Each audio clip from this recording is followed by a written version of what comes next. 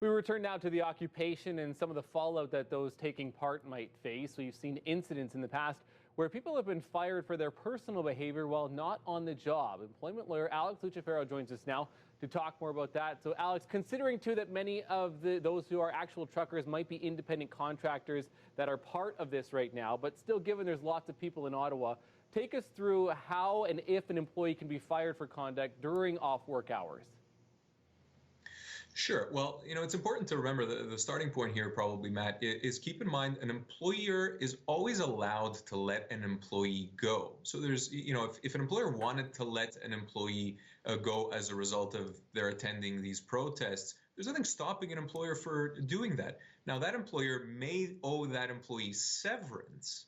And so it's a question of whether a severance is payable or not, rather than a question of whether they have the ability to let that employee go or not. They do. Employers certainly do have that ability. Even if that person is an independent contractor, it then becomes a question of whether severance is owed. Right. So let's get into that a little bit, shall we? If an employer wants to fire someone, wants to terminate someone, how do they prove that for cause based on conduct that, again, is not happening in the workplace? Yeah, so listen, I would say, Matt, in the vast majority of cases, an employer is still going to owe these employees severance. Cause, as you mentioned, is reserved for kind of the worst of the worst situations. So I think we can all imagine there can be some instances when it comes to these protests where there would be cause for termination, even if the conduct is outside of the workplace. So off-duty conduct can potentially lead to a for-cause termination, meaning a termination without severance.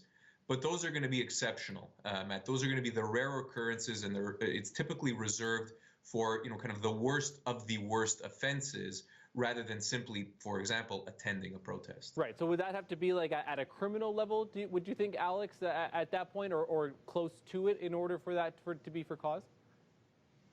Yeah, maybe not quite a criminal level, but it's not a bad analogy, Matt, because it is conduct that's usually the worst of the worst context that we can think of in the employment relationship. An employer needs to be able to, number one, prove those allegations. So the employer does have the onus of proving that the employee misconduct took place. And then it is a question of, well, the degree of severity. Keep in mind, employers need to implement progressive discipline. So perhaps a warning or a suspension would be more reasonable and more proportionate than something like a termination for cause or without severance. The devil's always in the details, so it depends really on the nature of the offense. Yeah, again, as we get into all of this too, certainly as we talk about the different fallout and the different impacts. The employment lawyer Alex Lucifero, we always appreciate your time. Thank you for this, sir. Thank you.